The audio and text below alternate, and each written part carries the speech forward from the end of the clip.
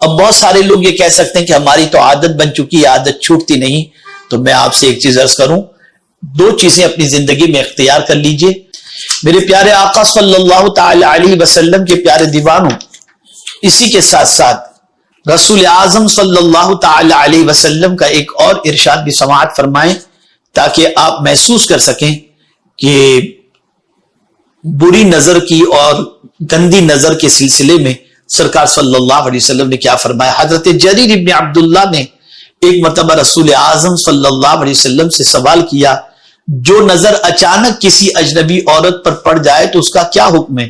حضور صلی اللہ علیہ وسلم نے فرمایا فوراً اسے ہٹا لو. اب جو میں آپ کے سامنے بات پیش کرنے جا رہا ہوں اسے ذہن میں رکھیں.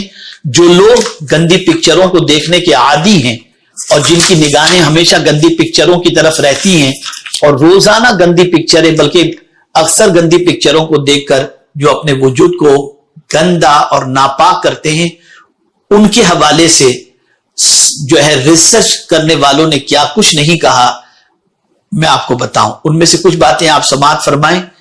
ایسے لوگ جو گندی پکچروں کو دیکھتے ہیں ان کے بارے میں فرمایا گیا کہ ان کا دماغ کمزور ہو جاتا ہے. اگر اسٹوڈنٹ ہیں تو ان کو سبق یاد نہیں ہوتا، اور اسی کے ساتھ ساتھ بھول جانے کی بیماری ہوتی ہے. ان کو چکر آنے لگتا ہے، ان کا دل بڑا کمزور ہوتا ہے. اور دل کی کمزوری کی بات آئی تو میں آپ کو بتاؤں کہ ویسٹرن ورلڈ میں اس وقت آپ دیکھیں تو انزائٹی، ڈپریشن، اسٹریس، یہ ساری بیماریاں وہاں پر بہت زیادہ ہیں، اس لیے کہ گندی پکچروں کو دیکھنے والوں کے اندر سب سے سر فہرست USA ہے، پہلے نمبر پر. ہندوستان تیسرے نمبر پر ہے گندی پکچروں کو دیکھنے کے سلسلے میں. آپ اندازہ لگائیں، اسی لیے وہاں پر دل کی بیماریاں، ڈپریشن کا مرض زیادہ سے زیادہ ہے.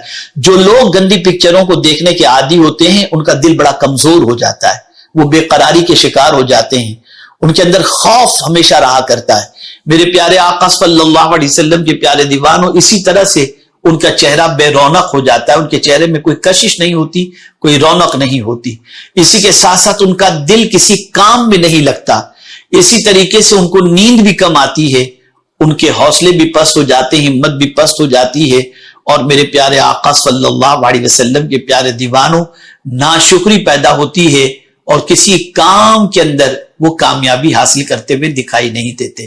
عرض کرنے کا منشا یہ ہے کہ میں نے ضرورت محسوس کی کہ میرے پاس جتنی کمپلینٹس اس وقت آ رہی ہیں اور نوجوانوں کی تباہی اور بربادی کے حوالے سے جو داستانیں مجھ تک پہنچی، تو میں نے سوچا کہ میں اس حوالے سے کچھ باتیں آپ کی سماعتوں کے حوالے کر سکوں تاکہ ہماری نوجوان نسل گندی پکچروں کو دیکھنے سے بچنے کی کوشش کرے.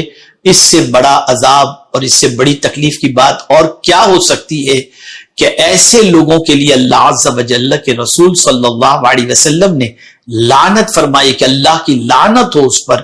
تو خدا کے واسطے گندی پکچروں کو دیکھنے سے بچیں، اپنے اندر ہمت پیدا کریں. اب بہت سارے لوگ یہ کہہ سکتے ہیں کہ ہماری تو عادت بن چکی ہے، عادت چھوٹتی نہیں. تو میں آپ سے ایک چیز عرض کروں، دو چیزیں اپنی زندگی میں اختیار کر لیجئے.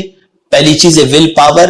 مکمل سختی سے اور پکی نیت کے ساتھ ارادہ کریں کہ آپ انشاءاللہ آج کے بعد گندی پکچر نہیں دیکھیں گے، اور ہزار آپ کے سامنے اس قسم کی باتیں آئیں بھی اور مناظر بھی آئیں، آپ فوراً اس سے اپنی توجہ ہٹا لیں گے اور اس وقت پڑھیں اعوذ باللہ من الشیطان الرجیم. اللہ عز و جل کی پناہ مانگیں شیطان مردود سے. روزانہ صبح 10 مرتبہ اعوذ باللہ من الشیطان الرجیم پڑھیں اور روزانہ صبح 10 مرتبہ سورہ اخلاص پڑھیں. ہمیشہ باوضو رہیں، انشاءاللہ العظیم اللہ رب العزت جل جلالہ اس بری عادت سے چھٹکارا عطا فرمائے گا. اگر خدا نخواستہ کوئی آپ تک گندی پکچریں بھیج رہا ہے یا اس طریقے کی حرکتیں کر رہا ہے تو آپ اس چیز کو یاد رکھیں کہ اللہ عز و جل نے قرآن مقدس میں واضح لفظوں میں فرما دیا ان الذین یحبون ان تشیع الفاحشہ فی الذین آمنوا لہم عذاب علیم فی الدنیا والآخرہ، کہ ایمان والوں کے اندر جو بے حیائی کو پھیلانے کی محبت رکھتے ہیں، قرآن کہتا ہے ان کے لیے دنیا اور آخرت میں ذلت والا عذاب ہے. یہ وہ کتاب کہہ رہی ہے جس کتاب سے سچی کتاب دنیا کے اندر کوئی دوسری نہیں. اے رسول اعظم صلی اللہ علیہ وسلم کے دیوانوں، خود بھی گندی پکچروں کو دیکھنے سے اور غیر محرم کو دیکھنے سے بچو اور دوسروں کو بھی بچانے کی کوشش کرو۔